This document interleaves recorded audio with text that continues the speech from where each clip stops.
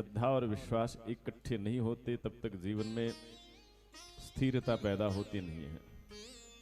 और सच बात कहें कि बुद्धि भटकने के लिए नहीं होती है, मन को भटकाने के लिए नहीं होता।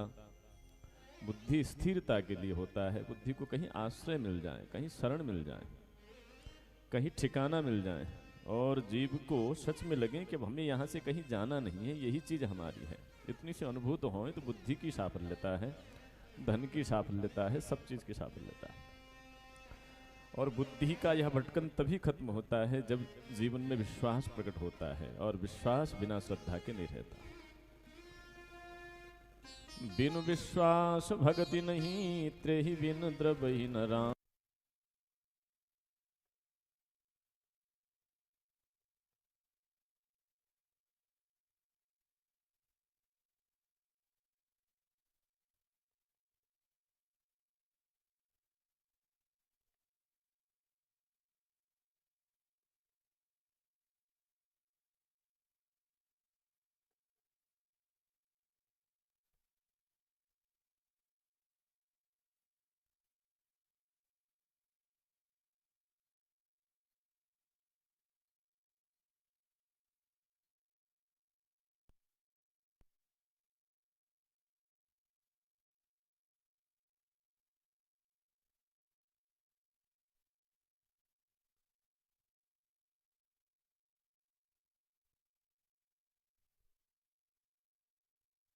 हमें बस एक स्थिति पैदा हो जहां न हमसे कोई बिछड़ने की गम हो, न किसी को प्राप्त करने की गम हो, बड़ा हर्ष का स्थिति हो, न कुछ प्राप्त करने के लिए दिन रात तृष्णा हमारे चित्त में रहे, और न अप्राप्त करने के बाद, छूटने के बाद हमारे दिल में कोई भय हो, दुख हो, वेदना हो।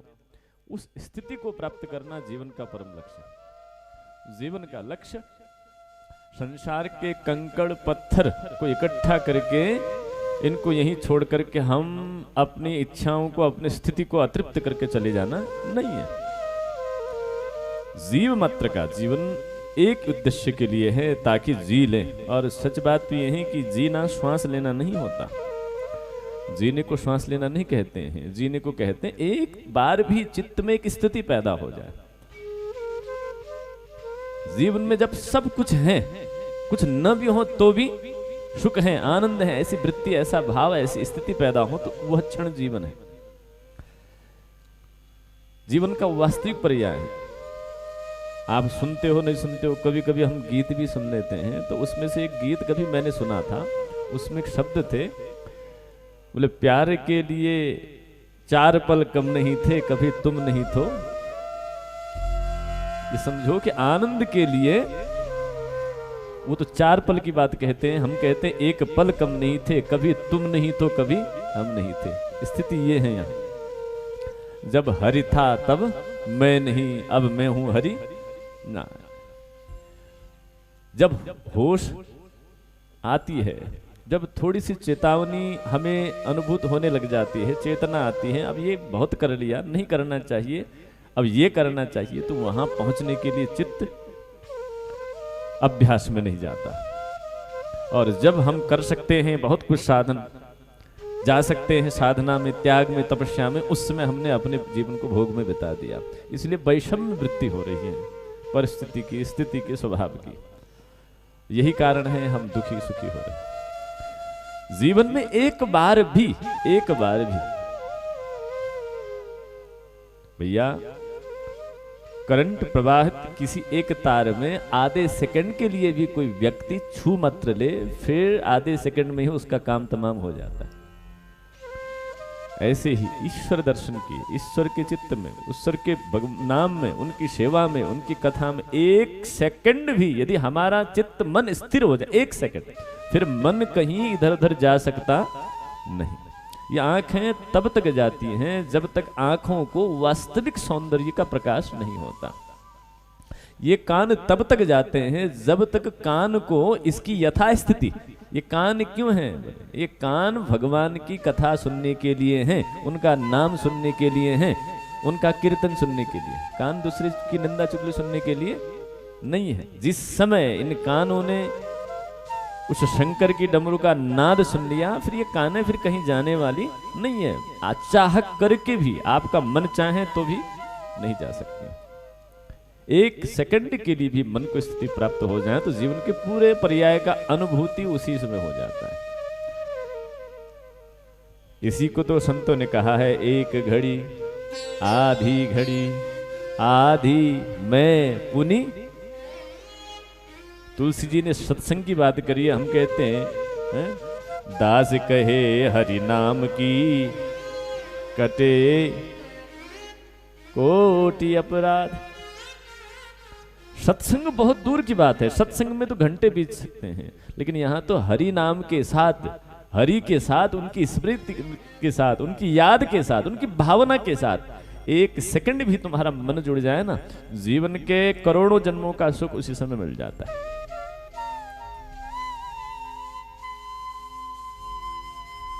जीवन का फल क्या है? जीवन का फल है, जीने का फल क्या है? बोले जब ये शरीर छूटे तो उस समय ईश्वर के अलावा कोई याद ना आए। ये हो कब सकता है?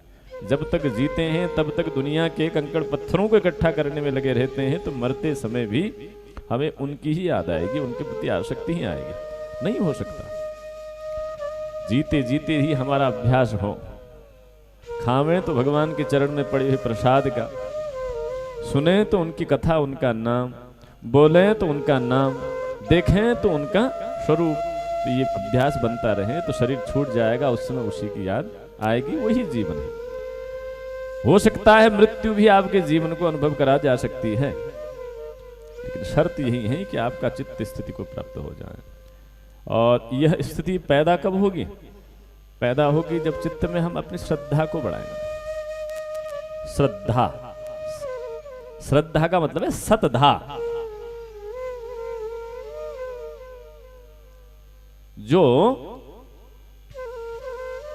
जो जिससे प्रेम किया जाता है, जो हमारे विकास के लिए है, उसके लिए, उसको प्रेम करने के लिए कान से, नाक से, हाथ से, पैरों से बस उसी की ओर बहती है, उसको कहते हैं श्रद्धा।